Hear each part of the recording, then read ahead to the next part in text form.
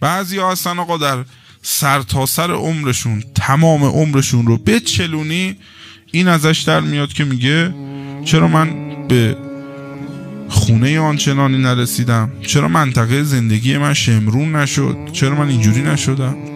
هرس نباید خورد. گفت آن که 7 اقلیم عالم را نهاد، هر کسی را آنچه لایق بود داد. لیاقت من همینقدر بوده، استحقاق شما هم همون اندازه بوده، لیاقت شما هم همون اندازه بوده.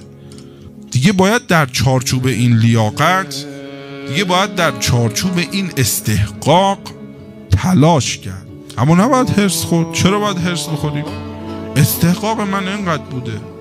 فرمود در قرآن کریم یبسط الرزق لمن یشاء، برای هر کی بخوام رقم گشایش میزنم، و یقدر لمن یشاء، برای هر کی هم بخوام رقم تنگی رزق و روزی میزنم. خدای متعال در حدیث قدسی میفرماید من بندگانم رو به بلا دچار میکنم، اما بنده مؤمن من اگر مؤمنه باید به این قضاء من که بر این مصیبت رفته راضی بشه.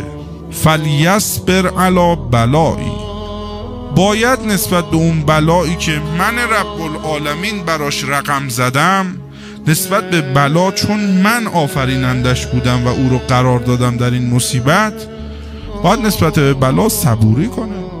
لذا در روایات داریم انسان مؤمن وقتی از عالم دنیا میره نگاه میکنه برابر اون چه از دعاهای او به اجابت نرسیده چه چیزهایی دارن بهش عطا میکنن، تمنا و آرزو میکند و میگوید ای کاش تمام آرزوهای من در عالم دنیا و تمام دعاهای من در عالم دنیا به اجابت نرسیده بود که امروز بیشتر گیرم میومد.